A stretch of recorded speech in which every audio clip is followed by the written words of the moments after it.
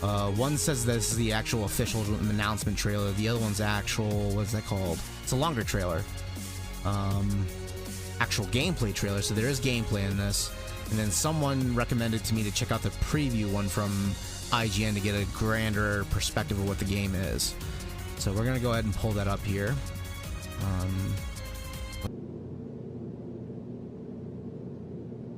You guys are hearing the audio on this, right? Hopefully it's not like a DMCA video, but that's cool. This, I think that one's Fatal Fury 2, if I remember correctly. I think that one's Fatal Fury 2. I never played this at the arcade when I was a kid, but my brother had all three of the Fatal Fury games, so I used to play them all the time. I loved playing the arcade mode on these games. They're fun.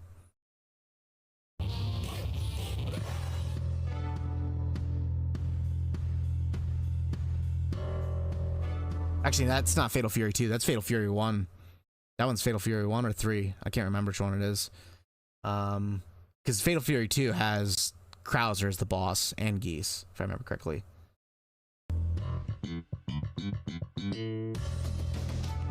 Hey, come on! Gonna take you for a ride. Wow. They added English. They added English to the game. I have not heard them add any English to this game for a very long time. English. That's a big friggin' deal. They've not added English to a fight, like any of their fighting games, for a very, very long time. Hey, come on! Alright, I'll let the trailer play out. Gonna take you for a ride. Try to keep up, all right?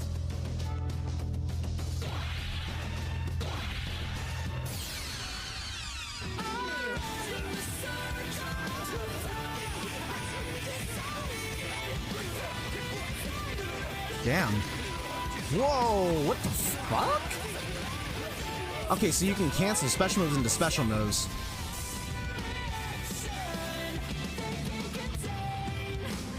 Damn, that was quick. Okay, so that's, is there more? No, okay. Damn, that went by quick. I wasn't even able to like comprehend everything I was looking at right there. I've not been able to like. The only thing I spotted right off the bat was Rev Guard, which looks like a pushback block, kind of like the blue block in Guilty Gear, where it's a pushback block of some kind, and then the special move cancels, where you can cancel special moves into special moves by the looks of it. Hey, come on! Gonna take you for a ride. Try to keep up, all right?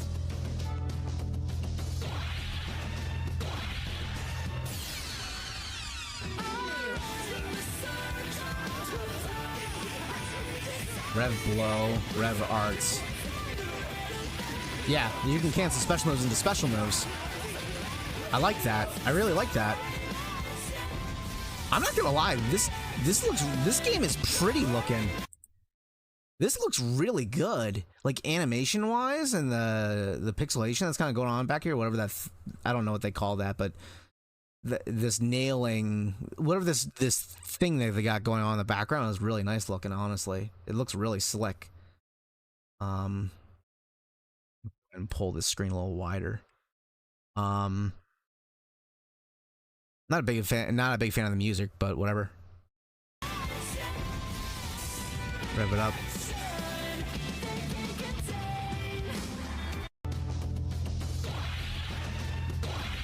Damn, that looks great, dude. I really like that. That's cool, man. That zoom in, the way it does it, too.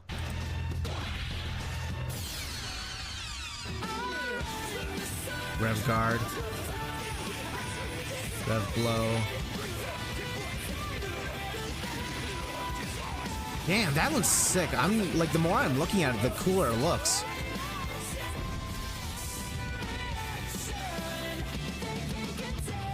Okay.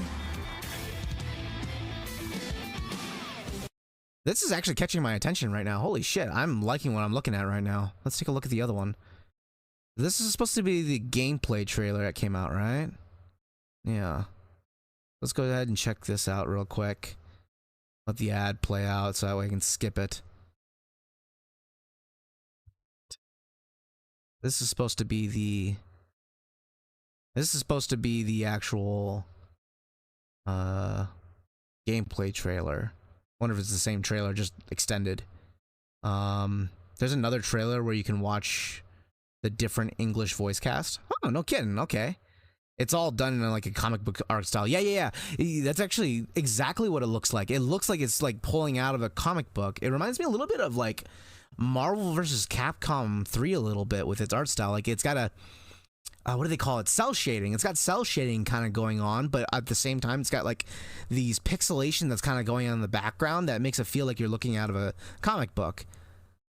Pretty cool, actually. I kind of dig it.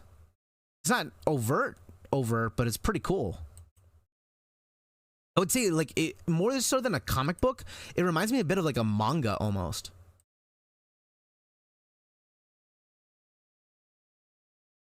Oh, that's right. I forgot. There we go.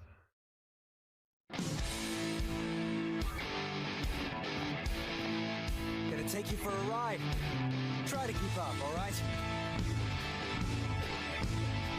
Hey, come on. Voices are pretty good.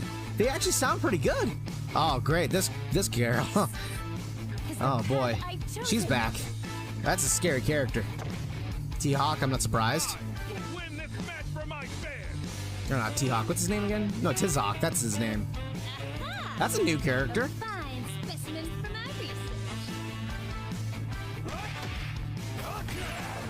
Okay, that's...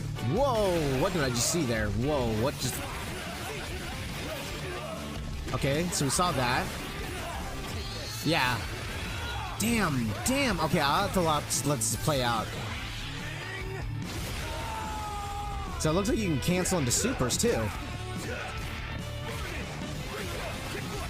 Definitely canceling supers into special moves and specials. Actually, what I'm noticing, it's EX specials, because they're glowing yellow. It looks like you can cancel EX specials into other EX specials.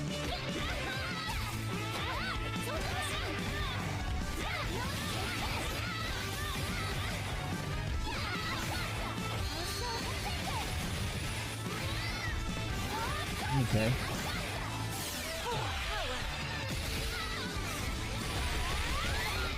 We're definitely seeing a lot of classic characters make a comeback in the classic designs. Damn, this game looks really good. Like, visually, this is really impressive.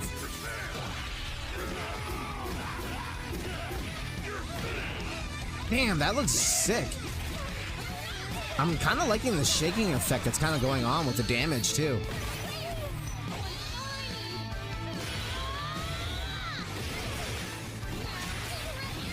I'm gonna bring the volume down a little bit. If you're not unbreakable, you must have a weak point. This is for you, Terry. Let's rock. Fatal Fury, City of the Wolves.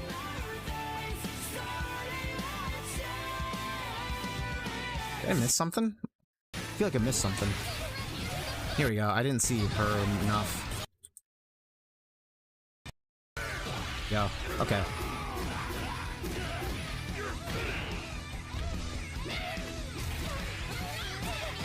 Oh, she's got Joe Higashi's moveset.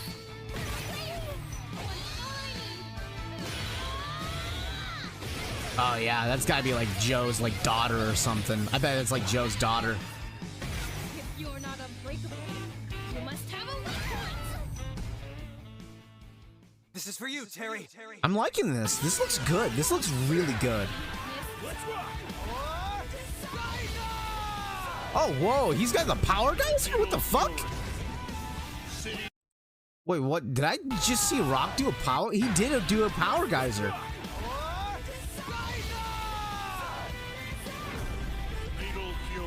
That's kind of crazy.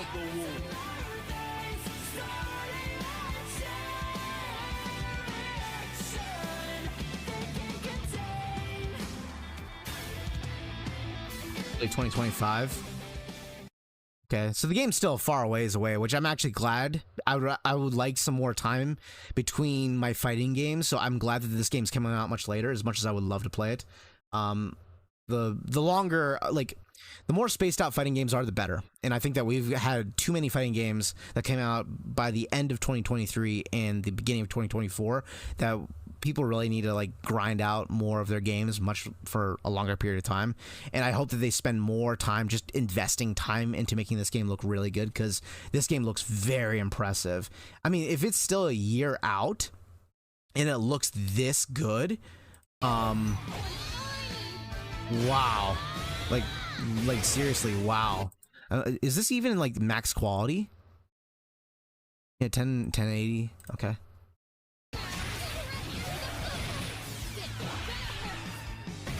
Okay. If you're not unbreakable, you must have a weak point.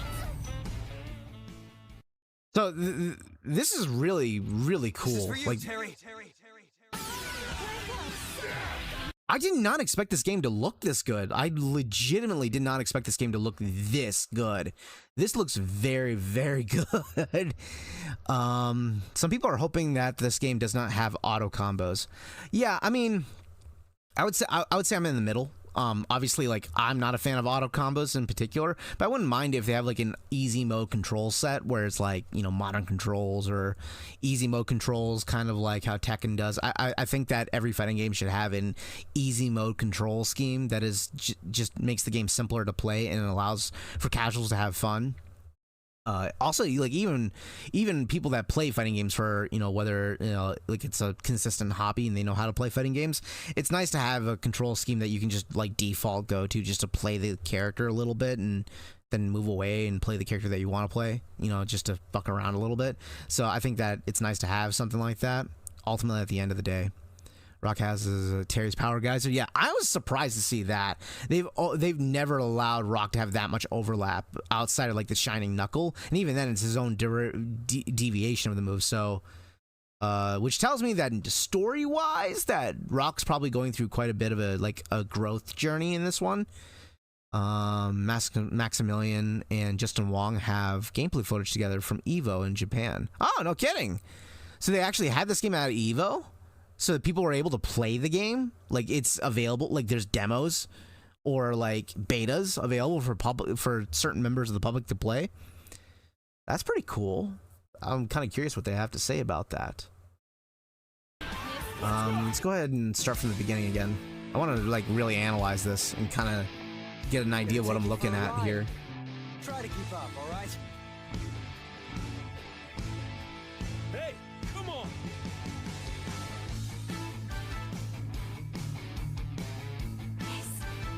Is the path I've chosen. I will win this match for my fans!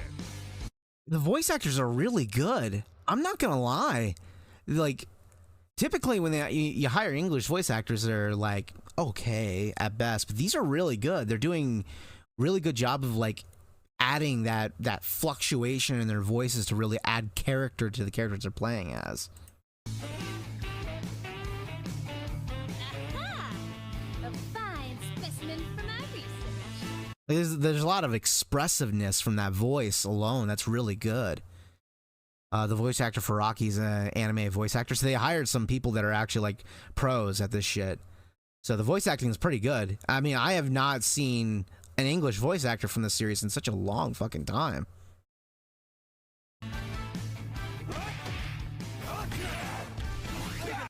That looked like his traditional B&B. So yeah. So cancel into DP cancel into follow up. That's new. That's totally new. I mean, he's always had that move, but, like, the way it wasn't just the way he did it. He phased through the attack. That's new. That's a big buff they gave that move. It has, like, some form of invincibility there. So it's a counter poke tool. And then that's totally new. I don't even know what that is, because that's glowing green. That's not what we've seen before. So he does a throw. And then he cancels it off the special move. Hits him out of the air. Okay. Doesn't look like you get a lot off that, but it does put him in an Oki situation, so you can immediately put them into guessing frames. So you can start a guessing game right off the bat.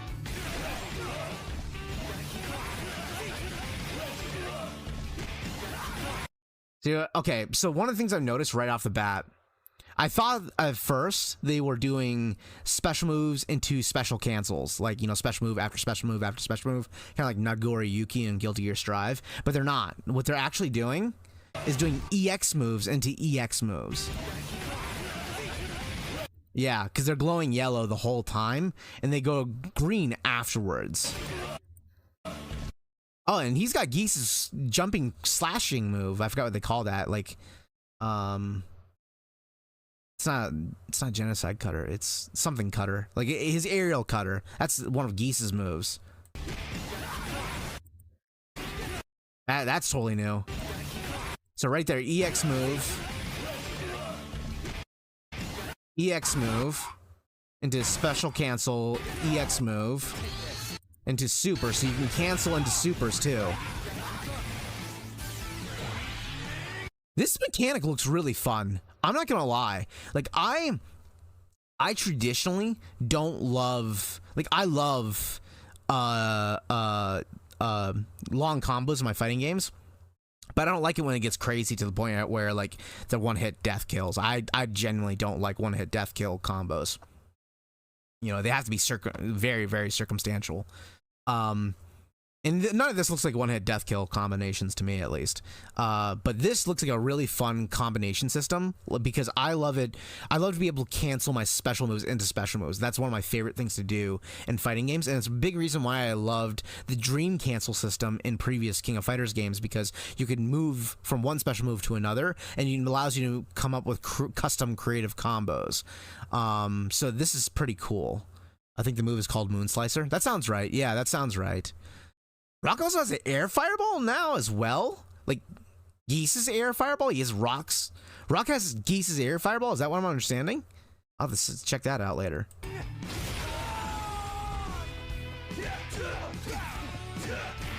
That's a target combo. They gave Terry a target combo.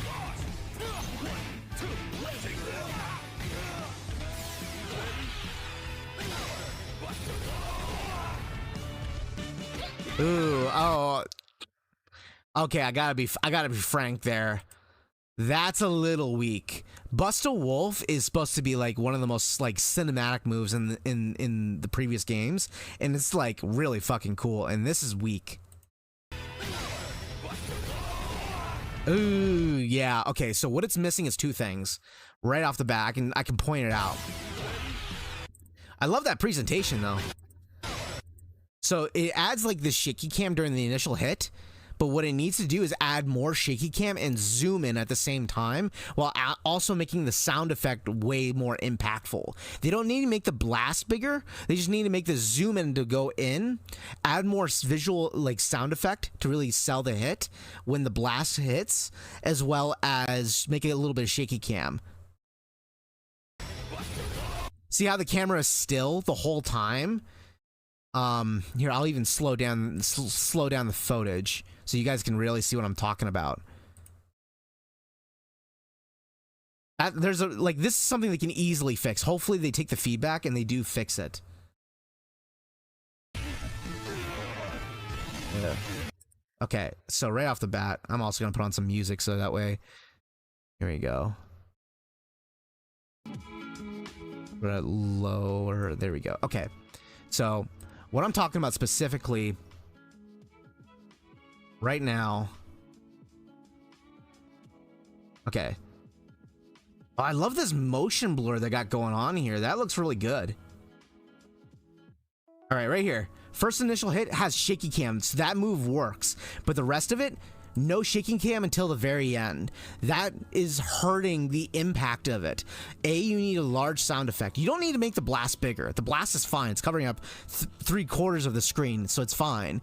But what you need to do is zoom in every time it hits, and also add more shaky cam, and the sound effect needs to be more impactful. So that way it really sells the moment. And at the very end, you kind of zoom in on like, you zoom away from Rock getting hit from the last hit and add that shaky cam to really sell the moment. That's what's missing from this. If they add that in, it's an easy fix. If they add that in, this will make it work. But right now, Buster Wolf is pretty lame. Not to be so harsh on it, but Buster Wolf has always been like a really hardcore input move, or like a hardcore like impact move. So that one really kind of hurts the presentation of it.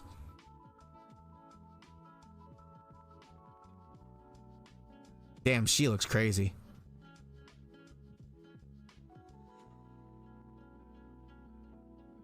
Yeah, there's that super.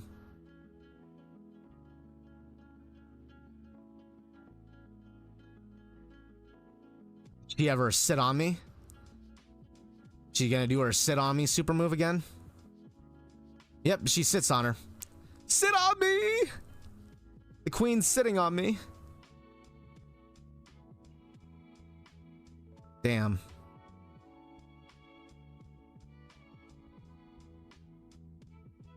Oh boy.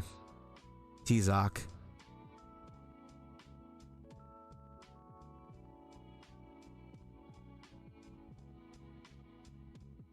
See, like, the reason why all of T-Zoc's hits work so well is because there's so much shaky cam in contrast to that Buster Wolf. Even on his normal hits, there's a lot of shaky cam going on there.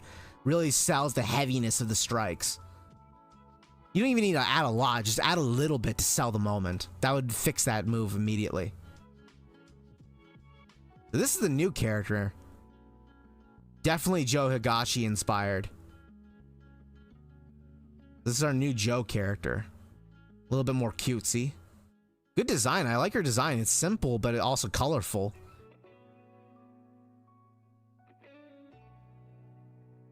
It's also a little bit more minimalist too. That's what I appreciate about it. She isn't like Joe, because she's also more aggressive than Joe. You know what I'm noticing right off the bat about her in particular? Joe is known to be like a rushdown projectile. He can do both. He can be an immediate rushdown, but he can projectile you. She has no projectiles at all, which tells me she's pure and simple fundamentals or rushdown, one of the two. I've noticed that she's not throwing any tornadoes at all for the most part, or at least not nearly as many as Joe can. Joe can throw like 4 projectiles at you all at the same time, so it was crazy. It's pretty cool. I like the big hit right there. Big presentation. I don't know about that. That's a little lame. That final hit right there is a little weak sauce there. Okay. So we're gonna go ahead and turn the speed back to normal again.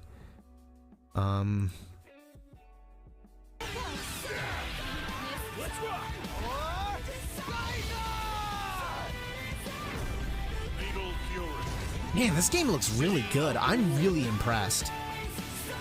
Seeing how far they come from King of Fighters to this, to see how far they came from that, because King of Fighters 15 was a good looking game, but it wasn't great looking. You know, this looks great. This is like a 9 out of 10. The nice thing about this art style, it'll stand the test of time. You know, the thing about like with even Tekken 8, as beautiful as the game looks, if we go 20 years in the future, 30 years in the future, that game will look dated because it goes down to like the realistic visual path. So eventually it'll look dated. But when you go with an artistic design like this, it'll always stand the test of time. It'll always look beautiful. And it looks beautiful. I mean, this art style is really selling it, honestly. Damn, this might be a golden goose game here. Visually, this is impressive. And I'm loving what they're doing with the stage colors too. Like, everything looks really pretty. Really colorful. Yeah, I love this. This is really cool looking. They did give Geese's air fireballs to Rock. Okay. I'm gonna go get better with fighting games that I'm going to get better with fighting games that you got a link move together. People are saying that she might be his apprentice. I could see that. I could definitely see that. Definitely an apprentice looking type. Yeah, I could see it. I could see Joe taking on an apprentice. It would make sense. This is for you. Could be, it could, you know, okay, here's what I suspect it's gonna be. Now I'm thinking about it. This is what they're gonna do. They're gonna make her Joe's #1 fan. This series, like the creators of this series love #1 fans. Like Shingo and shit like that, and like they always like having, like in Street Fighter they have like who is it, Sakura.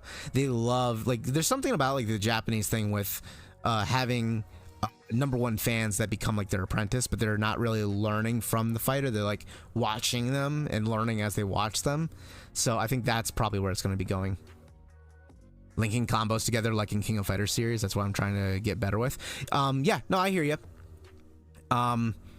Here's what I will tell you. King of Fighters tends to be a little bit more difficult with its combo linking because it tends to be a little bit more stricter even when they have mechanics that make it easier. So King of Fighters is really, really hard with its combo mechanics, but you have to learn all the tricks. If you actually figure out how to do the tricks in the game, then it's a lot easier.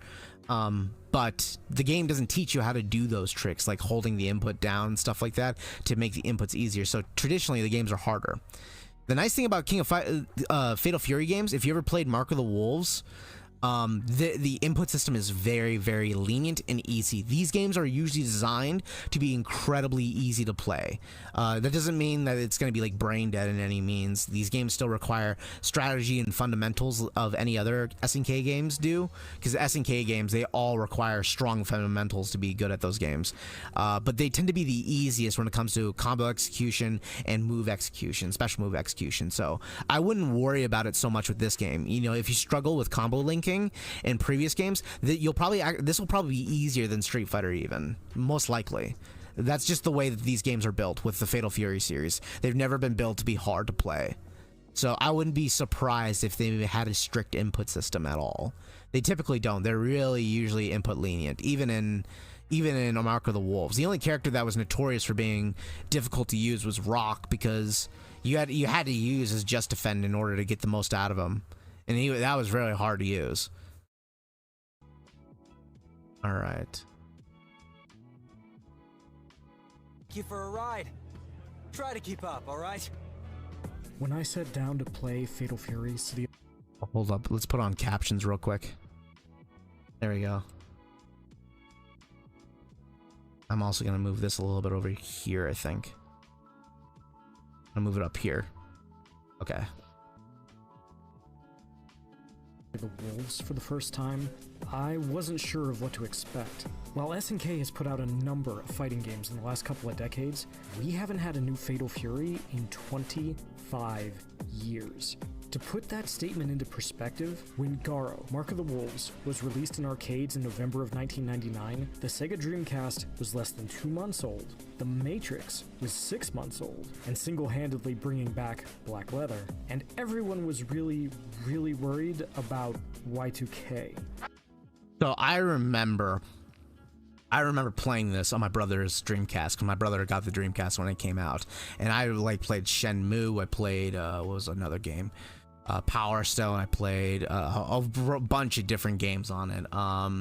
Grandia, played a lot of Grandia when I was growing up. I loved the Dreamcast. Played a lot of King of Fighters on it. King of Fighters Evolution '99, which is my favorite King of Fighters game to this date. And then there is Mark of the Wolves. I loved playing Mark of the Wolves. Very fun game. Issue with Mark of the Wolves is that it's clearly a port of an arcade version of the game, so there's not a lot of single player content in the game, and it's something that this has been my biggest critique with SNK games, is that they have great gameplay format and they focus heavily on making a great gameplay flow, which is great and all, but they're never very good at catering to a casual audience. So they never add content that you can sink your teeth into, like Namco Bandai does with the Tekken series, where even if it's a lackluster roster like Tekken 4, where the roster is so minimal, you have like Tekken Force that can keep you preoccupied for hours on end. So you're at least getting the value from playing a video game if you can't play at a competitive level or have a group of people to play with. So that has always been my biggest critique of SNK games in general, is that they need to do a better job of selling single player content to the player base, which I hope that they're considering doing. I don't expect them to announce any of that shit by now, but we'll see where that goes later. Oh no, it's happening. It was a very different time, and fighting games were in a very different place. So what does it mean to be a Fatal Fury game today?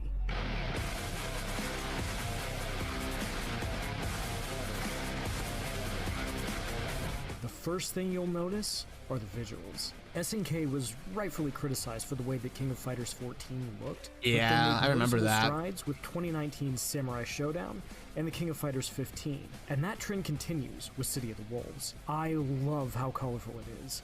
No matter what color you choose for them, the character designs, damn, this looks good. Okay, I know I should be listening, and I know I'm pausing it in the middle of the video, but I can't help myself. I have so much to say right now. This fucking shit looks so pretty. No matter what. Look how pretty that looks. All the colors bursting out with the pink and the yellow and the black. Like, everything is meshing really well together to be a beautiful portrait. It looks like a fucking comic book. Like a colored in comic book. It's fucking gorgeous. I really like this art design. Let's see here. What was he saying? Oh yeah. Okay. So sad fact. King of Fighters 15, we don't know how well it did, and I don't think it did very well, because SNK never released how many sales they actually made, and what we do know is, like, it sold like 30,000 copies. That's about as much as we know. But we don't actually know how many sales they actually were able to get, and SNK never told the public what it was. That's usually a very bad sign. Usually when something breaks like 500,000 sales or even 250,000 sales, the publishers or even the company usually release that information to the public, and they release that information to just like make it a marketing campaign. If they don't tell the public what it was, it usually means it did not sell well, and I don't think that King of Fighters 15 sold well. There's not a lot of people to play against. Even when the game released, it did have a player base, but even now it's really hard to find players, even with crossplay, that are not in South America, so it makes the connection like really difficult to play against. And I'm close to South America, not close, but closer than some people out there in the world, like, you know, Japan or anywhere else.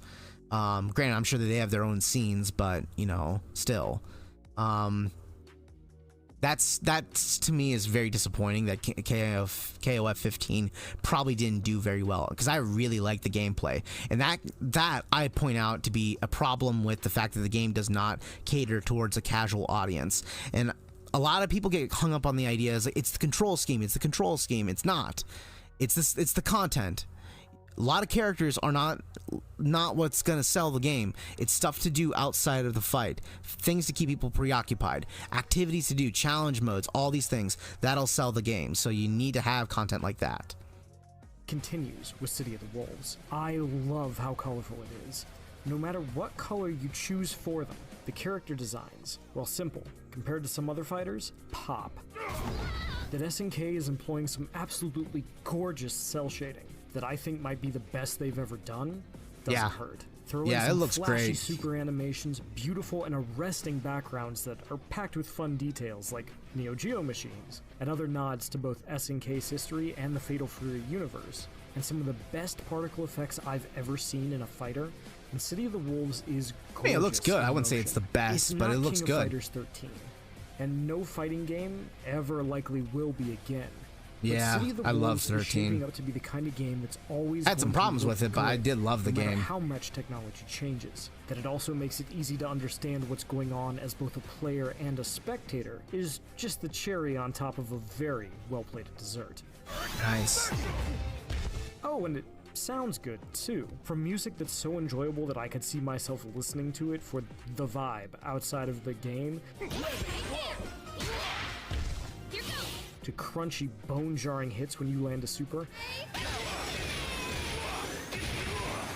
City of the Wolves just nails everything you'd want to see from What's that? They have like an overheat mechanic? What does that do? You can see the super gauge being down there. All right, Will. We get it. It looks and it sounds good so far. But how does it feel to play? Well, that's kind of a long answer. Let's start with the characters. In the demo I played, there were 5. Returning from past games were Tizak, Hotaru, Rock Howard, and the legendary Terry Bogard. Another one in the bag. New to this, They did 5 characters for a demo? That's generous. That's really generous. So that means they're probably going to have like... I thought they would have like... If they're going to do another Fatal Fury game, they would have like a character roster of like 15. That tells me they got to have at least 20. If they're doing a demo of 5 characters right off the bat, you usually have about 3 or 4, you know, in most demos. So 5 characters, I'm betting they have at least minimum 20 characters. series is Preacha, who is the apprentice of Joe Higurashi. I tend to play Shotos, so I naturally gravitated to Terry and Rock.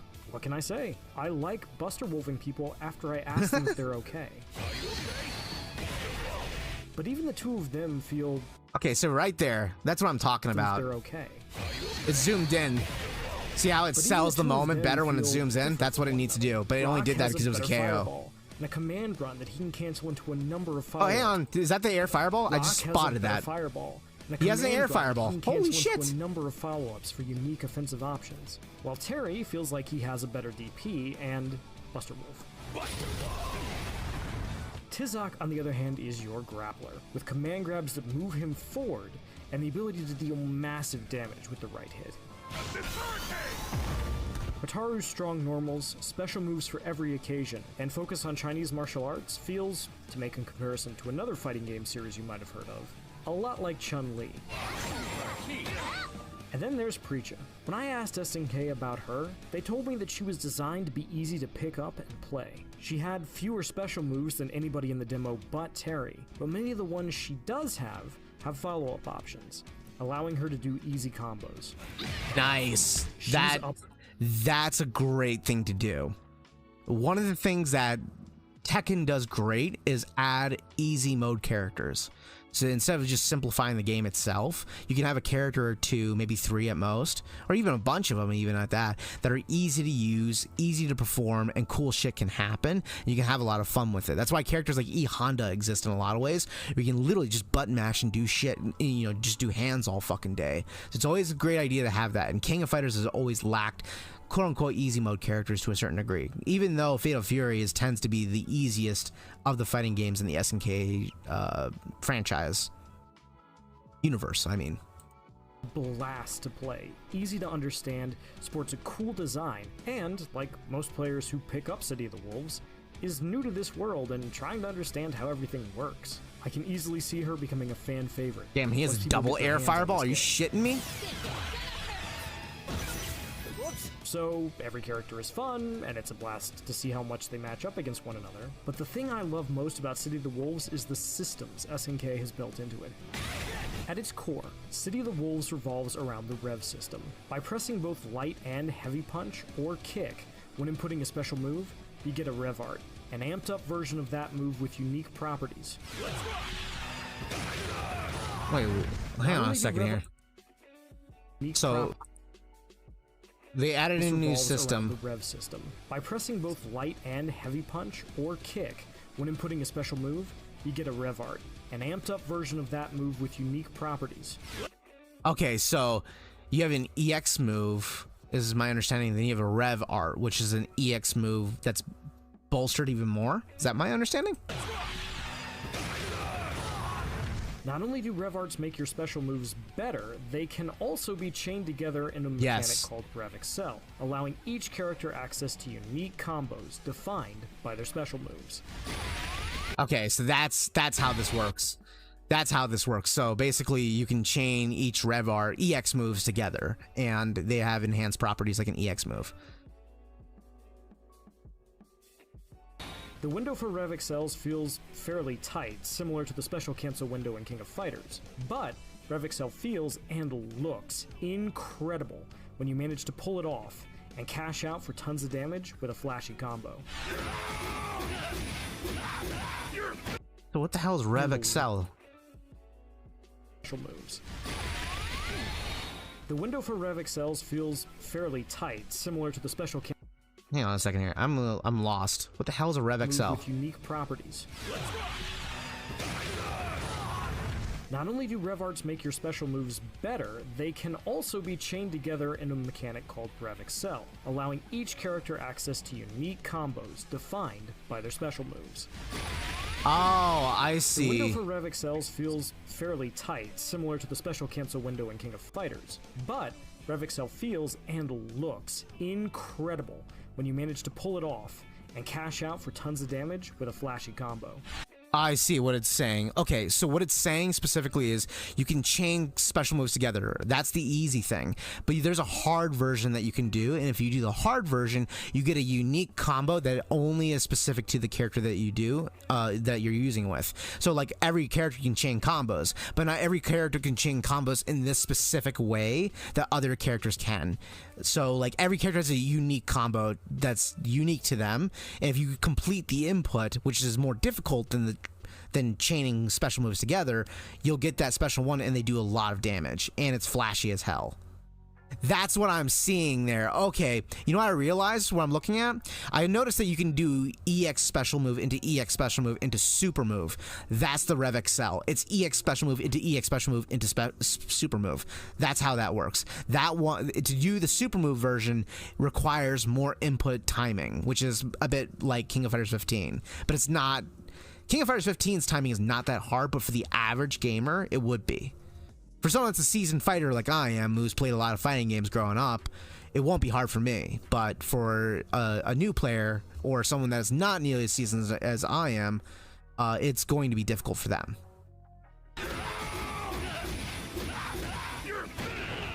The downside to the Rev system is that using Rev Arts and Rev Excel revs up your Rev meter. If you max it out, you'll overheat. Holy shit! While you're in overheat, you lose access to your Rev Arts and Rev Excel, and your guard gauge starts to deplete when you block your opponent's. Oh, it's the what do they call it? The drive system in Street Fighter 6. They included the drive system into that.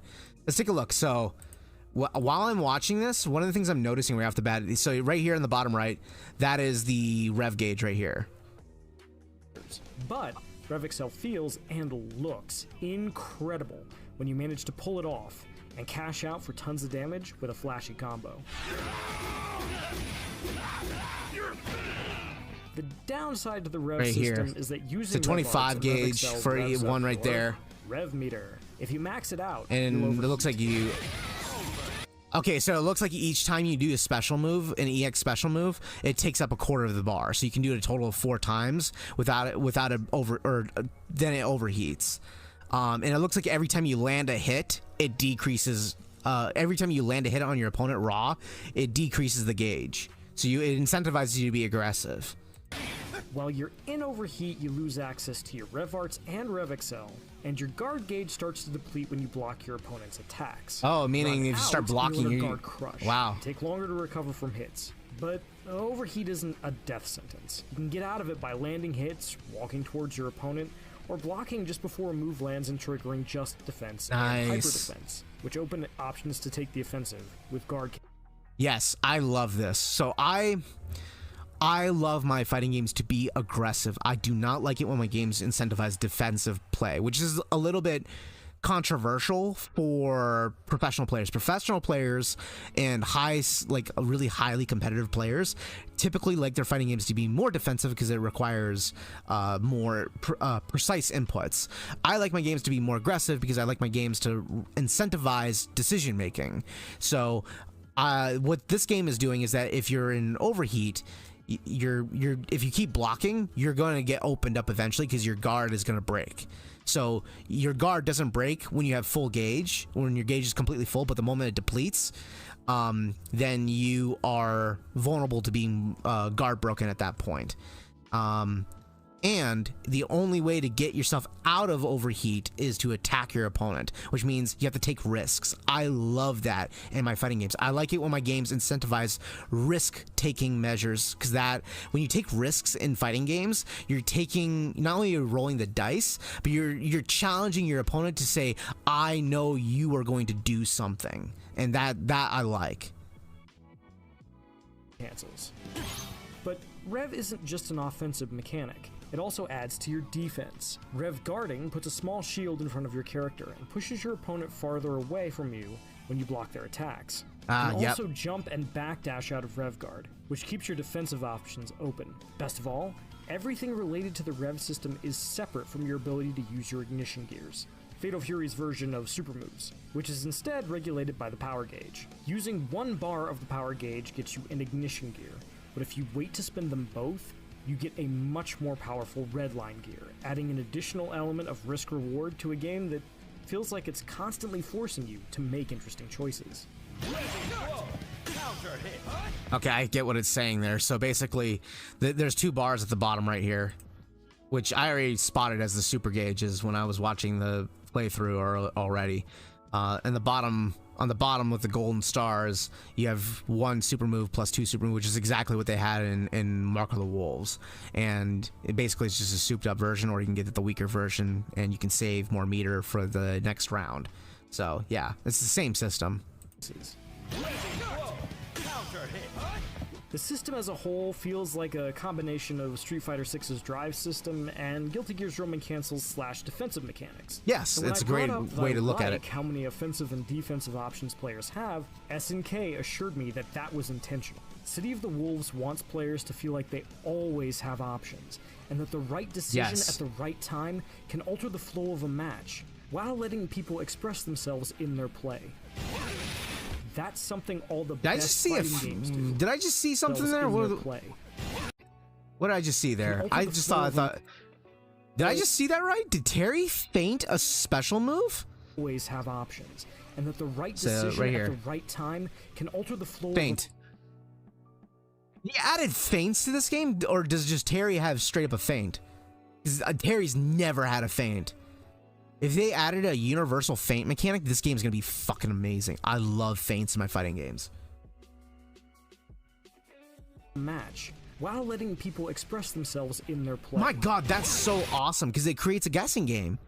I love that. It creates an inherent guessing game, because you can delay, by you feinting, then you can immediately go with a poke option, which is a safe way to play then at that point. But if the opponent reads that you're going to feint, he can input the move earlier and challenge you with a counter hit. It creates a guessing game, and it makes more interesting choices that are made. That's something all the best fighting games do, and I can't wait to see what the Rev system lets us do once we get more time with it.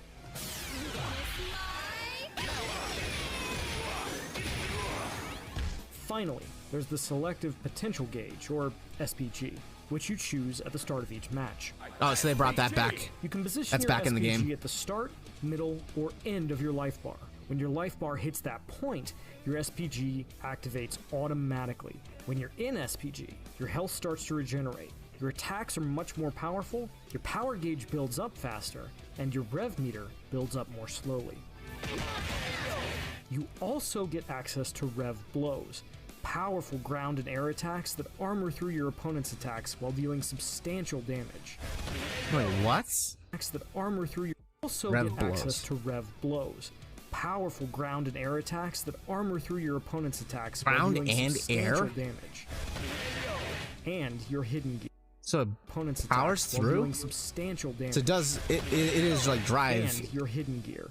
Your character's most powerful super move, which costs 2 bars of power gauge in addition to requiring you to be in SPG. Holy shit, that damage! He stripped 3/4 of his health. If you're not seeing this, here, let me move my camera. Right there. 3/4 of the health pool gone. 3/4! That is enormous! That is so much damage!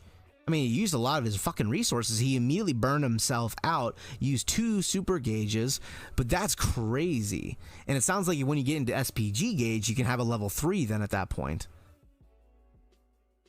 Gears do absolutely massive amounts of damage and completely empty your rev meter, allowing you to dump all your resources for a big combo and then resume the offensive immediately if you land them. That's the hidden gear. Being Okay. in SPG matters a lot, as does where you put your SPG gauge. Putting it at the beginning of your health bar means you'll start the match with it, but the later you put it, the more powerful it is, and the more it powers you up. It's an additional layer of strategy that forces you to plan your matches out and take advantage of your SPG while you have it. Okay, so one of the things I noticed, this is different from Fatal Fury, Mark of the Wolves. In Mark of the Wolves, when you have the SPG gauge, what's happening is, so here's your health bar, right? You can tactically place before the match begins where a segment of your health will boost your abilities. But in Fatal Fury, Mark of the Wolves, the first game, it would just regenerate your health. So you would just get health back gradually. It wasn't very, very fast, but it could make the difference, but it wasn't that much of an impact.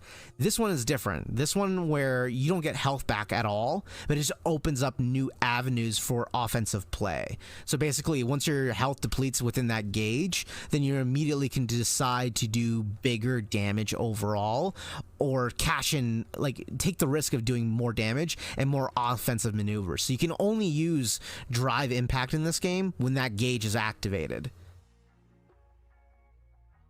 The combo videos are going to be crazy when the game comes out. No, yeah, this is nuts. That forces you to plan your matches out and take advantage of your SPG while you have it.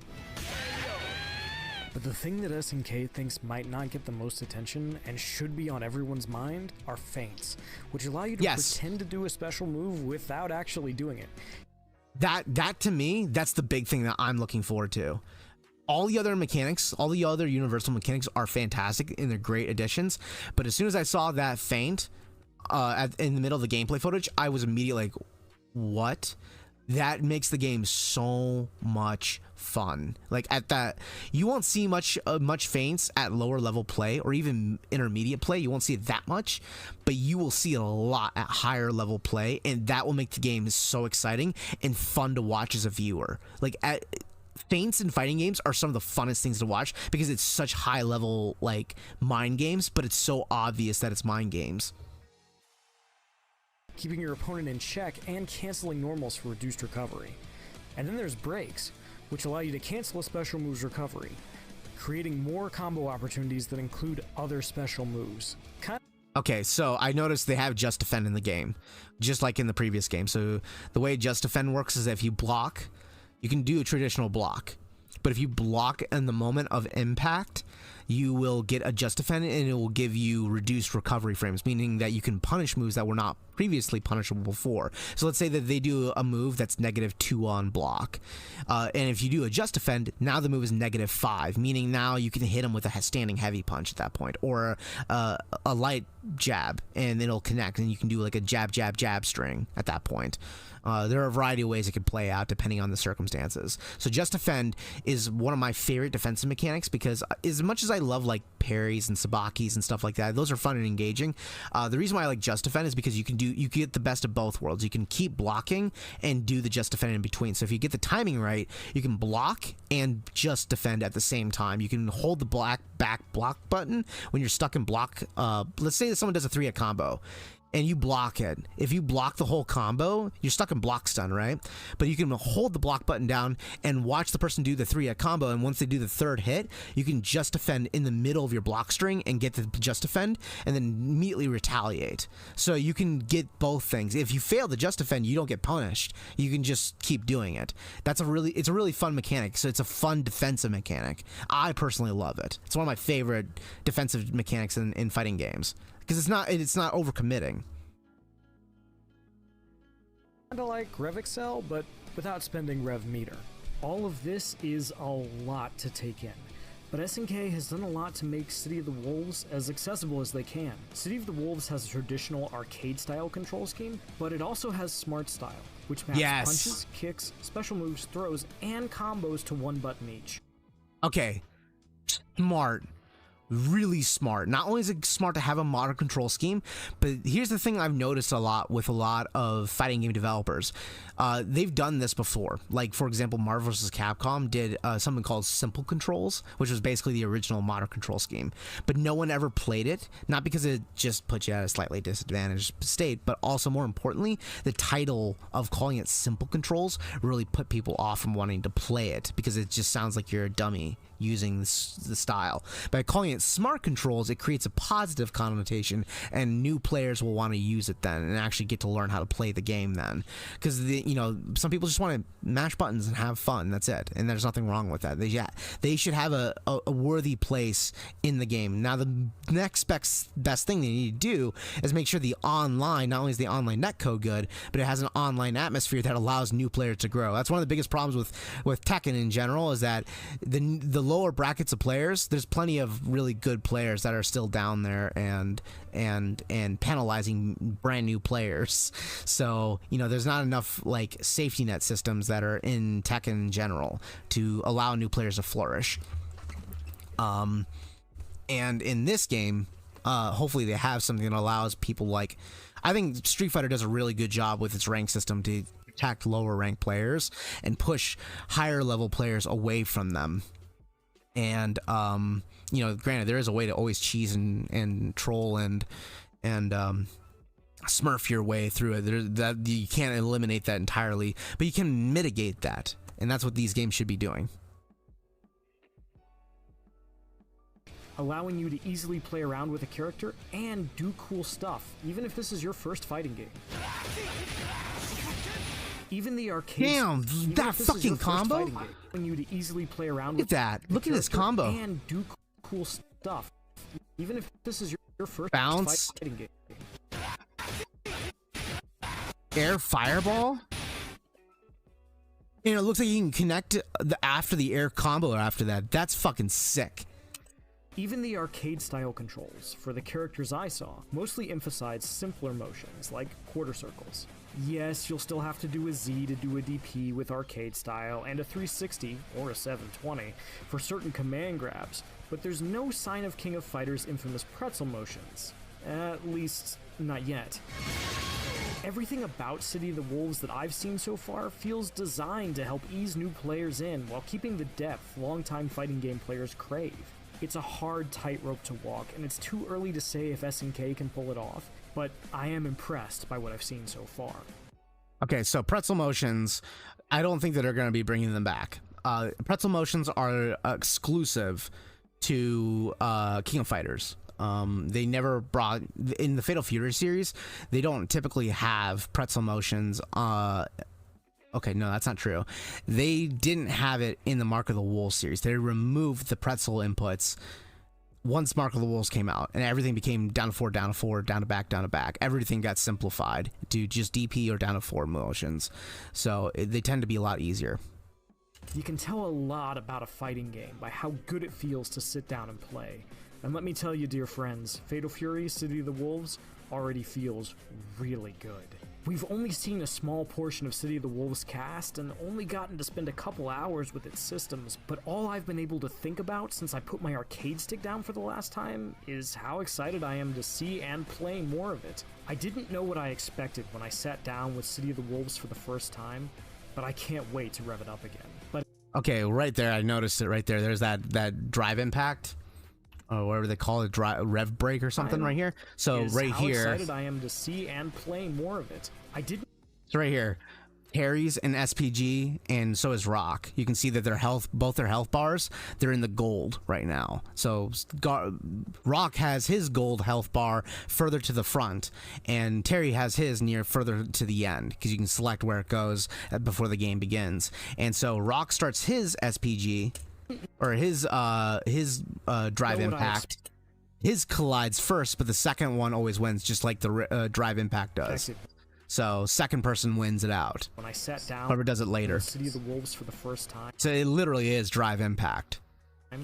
but I can't wait to rev it up again. But in the meantime, I've seen enough to keep the faith. Holy shit, that comeback? Oh my god, I'm now understanding why SPG is so powerful now. Look at two combos, and he immediately made a comeback. When I sat down with City of the Wolves for the first... There's a huge deficit in health here. Terry has way more health than Rock.